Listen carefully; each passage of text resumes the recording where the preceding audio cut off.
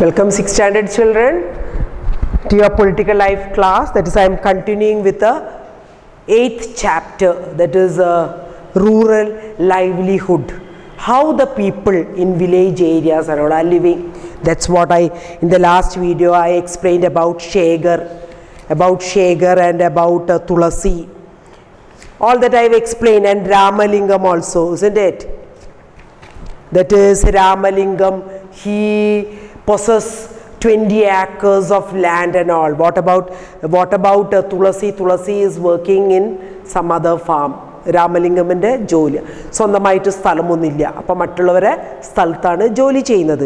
പക്ഷെ ശേഖറിന് ചെറിയൊരു സ്ഥലമുണ്ട്, അവിടെയാണ്. പക്ഷെ എന്നാലും അതിനകത്ത് എന്താ പറയുന്നത്, ശേഖർ ഈ പെസ്റ്റിസൈഡ്സ്, ഈ സീഡ്സ് അതൊക്കെ കടമായിട്ടാണ് വാങ്ങുന്നത്. എന്നിട്ട് ഈ വിളവൊക്കെ കിട്ടിക്കഴിഞ്ഞ് ക്രോപ്സൊക്കെ ഹാർവെസ്റ്റ് ചെയ്ത് കിട്ടിക്കഴിഞ്ഞാൽ ആർക്കാണ് കൊടുക്കേണ്ടത്? കടം കിട്ടാൻ അവർക്ക് തന്നെ കൊടുക്കേണ്ടി വരും. പുറത്തൊന്നും മാർക്കറ്റിലൊന്നും കൊടുക്കാൻ പറ്റില്ല. അപ്പോൾ അതാണ് അവിടെ ശേഖറിൻ്റെ സ്ഥിതി. Now we'll continue with on being in debt. Debt means കടം. അതാണ് പറയുന്നത്. ഈ ശേഖരണമായിട്ട് ആൾക്കാരൊക്കെ they are borrowing seeds from traders, pesticides, ഇതൊക്കെ ഇങ്ങനെ കടമായിട്ട് വാങ്ങിയിട്ടാണ് കൃഷി ചെയ്യാൻ തുടങ്ങുന്നത്. So when they do that farming, what will happen? The nature, sometimes the seed won't be of good quality. നല്ല ഇനം വിത്തായിരിക്കില്ല. ആൻഡ് ഓൾസോ പെസ്റ്റ് അറ്റാക്ക്, കണ്ട പ്രാണികളൊക്കെ അത് അറ്റാക്ക് ചെയ്യും. അങ്ങനെ എന്ത് സംഭവിക്കും? ദ ക്രോപ്പ് ഫെയിലിയർ, കിട്ടുന്ന ആ വിളവ് ആ ഇത് കിട്ടൂല, അത്ര കിട്ടൂല.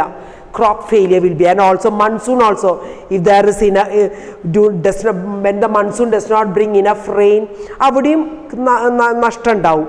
So what will happen, like this kind of farmers, ശേഖരണമായിട്ട് farmers ഒക്കെ എന്താണ് ആവുക? They have to survive. To survive, they have to borrow more money. ഇപ്പോഴോ സ്വതവേ കടം തന്നെയാണ്, പിന്നെയും കടത്തിൻ്റെ മേലെ കടമാവും. Soon the loan becomes so large. അപ്പോൾ അവർ കടം വാങ്ങിയ loan വലുതാകുമ്പം they are unable to repay, തിരിച്ചടയ്ക്കാൻ അവർക്ക് സാധിക്കില്ല. അപ്പം അങ്ങനെ സംഭവിക്കുമ്പോൾ ഇൻ റീസെൻറ്റ് ഇയേഴ്സ് കണ്ടോ, ഇപ്പോൾ നമ്മൾ ടി വി ഒക്കെ തുറന്നാൽ അങ്ങനെ നമുക്ക് കാണാം. ദി മേജർ കോസാണ് ഓഫ് ഡിസ്ട്രസ് എമംഗ് ഫാമേഴ്സ്. ഈ ഫാമേഴ്സിൻ്റെ ഇടയിൽ ഇതാണ് ഏറ്റവും വലിയ ഒരു ഡിസ്ട്രസ്. അങ്ങനെയാകുമ്പോൾ നമുക്ക് കാണാം ചില ഫാമേഴ്സൊക്കെ സൂയിസൈഡൊക്കെ ചെയ്യുന്നത്. കടം വീട്ടാൻ അവർക്ക് വകയില്ല, വഴിയില്ലെങ്കിൽ അവരെന്താ ചെയ്യുക? സൂയിസൈഡ് ചെയ്യും. എത്രയോ ഫാമേഴ്സ് അങ്ങനെ കമ്മിറ്റഡ് സൂയിസൈഡ്. അപ്പോൾ അതാണ് ഓൺ ബീയിങ് ഇൻ ഡെപ്റ്റ്. ഡെപ്റ്റ് മീൻസ് കടം. Next, Ramalingam and Karuthamma.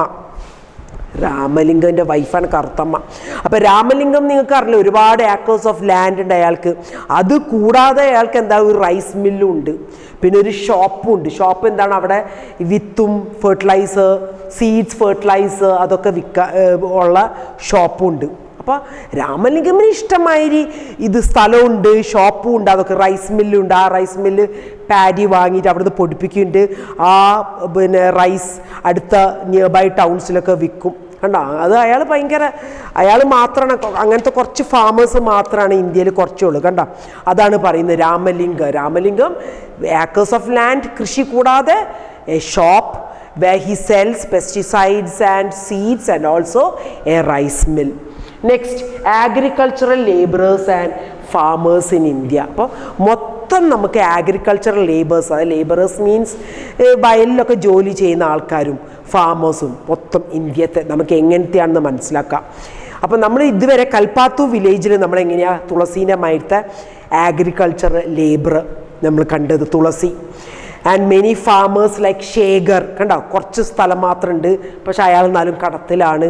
കണ്ടോ, ഇപ്പോൾ രാമലിംഗമിൻ്റെ മയത്തത്. അപ്പോൾ ചുരുക്കം പറയുകയാണെങ്കിൽ ഇന്ത്യയിൽ നിയർലി 2 out of 5 റൂറൽ കണ്ടോ, 5-2 ഭാഗം ആഗ്രികൾച്ചറൽ ലേബറേഴ്സാണ്, തുളസീൻ്റെ മയത്ത ലേബറേഴ്സാണ്. അതിൻ്റെ അകത്ത് കുറച്ച് പേരാണ് ശേഖരണമായിരുത്തത്. കണ്ടോ, രാമലിംഗമിൻ്റെ മാതിരി കുറച്ച് പേരേ ഉണ്ടാവുള്ളൂ. ഒരു 20% ഓഫ് ഇന്ത്യൻ ഫാമേഴ്സാണ് രാമലിംഗത്തിൻ്റെ മാതിരി. അതായത് അവർക്ക് കടമൊന്നുമില്ല, അവർക്ക് ഇഷ്ടമായി വലിയ സ്ഥലമുണ്ട്, കടകളുണ്ട്, എല്ലാം ഉണ്ട്. കണ്ടോ, അങ്ങനത്തെ ആൾക്കാർ. പക്ഷെ കൂടുതൽ നമ്മൾ ഇന്ത്യയിൽ 80% ആരമായിരുത്താണ്, ശേഖരണമായിരുത്ത ഫാമേഴ്സാണ്. 80% കണ്ടോ, കടത്തിൻ്റെ മേലെ അവരിങ്ങനെ ചെയ്യുന്നത് കണ്ടോ. അങ്ങനെയാണ് നമുക്ക് കേൾക്കുന്ന കുറേ സൂയിസൈഡൊക്കെ. അപ്പോൾ ഈ രാമലിംഗനമായിരുത്ത ആൾക്കാർ വേറെയും ബിസിനസ് തുടങ്ങും. സച്ച് ആസ് ഷോപ്സ് ഉണ്ട് അയാൾക്ക്, പിന്നെ മണി ലെൻഡിങ്, കടം കൊടുക്കൽ, ട്രേഡിങ്, കച്ചവടം, സ്മോൾ ഫാക്ടറീസൊക്കെ അവർക്കുണ്ട്. അതാണ് നമ്മളെ ഹോൾ ഇന്ത്യത്തെ ഫാമേഴ്സിൻ്റെ കണക്ക് കണ്ടോ. പിന്നെ ഫാമിങ്, കൽപ്പാത്തൂത്തെ ഫാമിങ് എന്താണ്, അത് ഈ ഫാമിങ് കൂടാതെ ആൾക്കാർ വേറെയും ജോലി ചെയ്യുന്നുണ്ട്, നോൺ ഫാം വർക്ക്. അതൊക്കെ ഇതൊക്കെയാണ്: collection from forest, animal husbandry, dairy produce, fishing. ഇതൊക്കെയാണ് ഈ വില്ലേജസിൽ നടക്കുന്ന ചില പിന്നെ സ്ഥലത്തൊക്കെ നടക്കുന്നത്. അങ്ങനെയാണ് ആൾക്കാർ ജീവിക്കുന്നത്. അപ്പോൾ ഫോറസ്റ്റിൽ നിന്ന് എന്ത് കളക്ട് ചെയ്യുന്ന പറയുന്നത്? മാഹുവ എന്ന് പറഞ്ഞൊരു മെഡിസിനൽ പ്ലാന്റാണ് അത്. പിന്നെ ടെൻഡു ലീവ്സ് മീൻസ് ഈ ബീഡിയൊക്കെ ഉണ്ടാക്കുന്ന ആ ഇല, അതാണ് tendu leaves. Honey to be sold to traders കണ്ടോ, അതൊക്കെയാണ് ഫോറസ്റ്റിൽ നിന്ന് കളക്ട് ചെയ്യുന്നത്.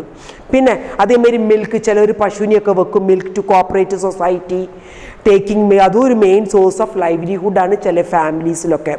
പിന്നെ ചില സ്ഥലത്ത് ഫിഷിങ്, വില്ലേജസ് ഫിഷിങ്. അപ്പം അങ്ങനെ നമ്മൾ ഫിഷിങ് നമുക്ക് നോക്കാം എങ്ങനെയാണ്. അരുണ ആൻഡ് പാരിവേലൻ ആ ഫിഷേഴ്സ്. അപ്പോൾ അവരെങ്ങനെയാണ്? അപ്പോൾ അരുണ ആൻഡ് പാരിവേലൻ എന്ന് പറഞ്ഞാൽ അരുണ വൈഫാണ്. പാരിവേലൻ എന്താ ചെയ്യുക? പാരിവേലനും മറ്റേ രണ്ടാൾക്കാരും രാവിലെ 2 മണിക്ക് അവർ കടലിലേക്ക് അങ്ങോട്ട് ഇറങ്ങും. കാറ്റമാരൻസ് പറഞ്ഞാൽ ഒരു ജാതി ബോട്ടാണ്, ഒരു മോട്ടോർ ഘടിപ്പിച്ച ഒരു ബോട്ടാണ്. അത് കഴിഞ്ഞിട്ട് അവർ 7 o'clock അത് തിരിച്ചെത്തുക. 7 o'clock എന്ന് പറയുന്ന ആ ബീച്ചിൽ ഭയങ്കര ഒരു ലോട്ട് ഓഫ് ആക്ടിവിറ്റിയാണ് കണ്ടോ. അത് അവർ അപ്പം പറയുന്നത് ഇവിടെ പാരിവേലൻ അത് 4 ഭാഗമാക്കും കിട്ടുന്ന ഫിഷ്.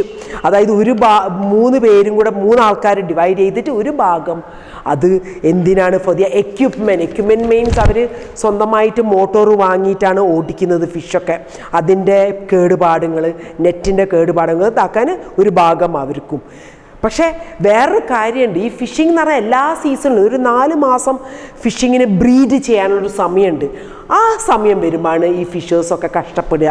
അപ്പോൾ ആ സമയത്താണ് അവർ കടം വാങ്ങുക, അവർക്ക് ജീവിക്കണ്ടേ. അപ്പോൾ ഫിഷിങ്ങിന് കടലിലേക്ക് പോകാൻ പറ്റൂല, അതൊരു ബ്രീഡിങ് ടൈമാണ്. ഗവൺമെൻറ് അത് ട്രോളിംഗ് എന്ന് പറയും, ഗവൺമെൻറ് അത് നിരോധിക്കും, ഫിഷിംഗ് ഇൻ ദ സീ. ആ സമയത്ത് അവർ കടം വാങ്ങും. അപ്പോൾ പിന്നെ അടുത്ത ഫിഷിങ്ങിന് പോകുമ്പോൾ ഈ കടം വീട്ടാൻ ആ ഫിഷൊക്കെ ഇവർക്ക് തന്നെ ഈ കച്ചവടക്കാർക്ക് കൊടുക്കണം, ഇവിടുന്ന് ആ കടം വാങ്ങി അവർക്ക് തന്നെ കൊടുക്കണം. അപ്പോൾ അങ്ങനെ അവർ കഷ്ടപ്പെടുന്നത് കണ്ടോ. The women who buy fish here will carry in basket to be sold in nearby villages. അപ്പോൾ അങ്ങനെയാണ് അവിടുത്തെ അരുണ ആൻഡ് പാരിവേൽ, അങ്ങനെയാണ് ഫിഷിംഗ് നടക്കുന്നത്. അപ്പോൾ അതിൻ്റെ മേലെ മനസ്സിലാക്കി അവർ കഷ്ടിച്ചിട്ടാണ് ജീവിക്കുന്നത്. അതാണ് റൂറൽ ഏരിയാസത്തെ ലൈവ്ലിഹുഡ്. അപ്പോൾ rural livelihood on the whole the are telling last കണ്ടോ. ഫാമിങ് കണ്ടോ. അപ്പോൾ കുറേമായിട്ട് ശേഖരണമായിട്ട് ആൾക്കാർ, പിന്നെ രാമലിംഗനമായിട്ട് കുറച്ച് പേര്, പിന്നെ മറ്റേ തുളസീനമായിട്ട് ലേബറേഴ്സ്. അങ്ങനെയൊക്കെയാണ് ഈ റൂറൽ ഏരിയ വില്ലേജത്തെ ലൈവ്ലിഹുഡ് കണ്ടോ. പിന്നെ നോൺ ഫാം വർക്ക്സ് ആണ്, കളക്ടിങ് ഫ്രം ദ ഫോറസ്റ്റ് ഒക്കെ. അപ്പോൾ അത് മാത്രം മനസ്സിലാക്കുക. 12 months ആ ദെയർ ഇൻ എ ഇയർ. അപ്പോൾ ഈ 12 months ഇവർക്ക് തൊഴിലുണ്ടാവില്ല കണ്ടോ. ഈ അഗ്രികൾച്ചർ ആയാലും ഈ ഓൺ ദ ഹോൾ ആയിട്ട് എല്ലാ മന്ത്സും കിട്ടൂല. അപ്പോൾ കുറച്ച് അവർ കഷ്ടപ്പെട്ടിട്ട് ജീവിക്കണം കണ്ടോ. അപ്പം life revolves around certain season കണ്ടോ. സർട്ടൺ സീസൺ മാത്രം ലൈഫ്സ് റിവോൾവ് ചെയ്യുള്ളൂ. ബാക്കി കണ്ടോ they find it very difficult to live. Now rural people in different region country grow different crops, but then too their life situation similar ആണ്. ഒരേ മാതിരിയാണ് അവരെ life situation, അവരെ പ്രോബ്ലംസ് എന്നാണ് പറയുന്നത് കണ്ടോ. അപ്പോൾ however most small farmers, agriculture laborers, fishing families, craft person in the villages do not find enough work to keep them employed through out the year കണ്ടോ. ഒരു വർഷത്തിൽ മുഴുവനും അവർക്ക് ജോലി ഉണ്ടാവില്ല. അപ്പോൾ അതിൻ്റെ അർത്ഥം കുറച്ച് സമയം അവർ കടമായിട്ടും കഷ്ടപ്പെട്ടിട്ടാണ് ജീവിക്കുന്നത്. അപ്പോൾ അങ്ങനെയാണ് ഓൺ ദ ഹോൾ നമുക്ക് എങ്ങനെയാണ് റൂറൽ ലൈവ്ലിഹുഡ്, അതാണ് ഈ ചാപ്റ്ററിൽ പറയുന്നത്. That much I have finish. But here there is one picture here, terrace farming in Nagaland. You know, Nagaland and all a mountainous region. അപ്പോൾ മൗണ്ടൻ സ്ലോപ്സ് ഒക്കെ നമുക്ക് കൃഷി എങ്ങനെ ചെയ്യുക? സ്റ്റെപ്സ് ആക്കിയിട്ട്. That's what. ആ സ്റ്റെപ്പാക്കിയിട്ട് ആ സ്റ്റെപ്പിന് മേലെ കൃഷി ചെയ്യും, ഒരു തിണ്ണ വെക്കും വെള്ളം ഒഴുകി പോവാതിരിക്കാൻ. അതാണ് ടെറസ് ഫാമിംഗ് കേട്ടോ. ഈ terrace farming in Nagaland. So you all read this also, you all understand. So along with this we finished, children. So we finished the portions in political life, children.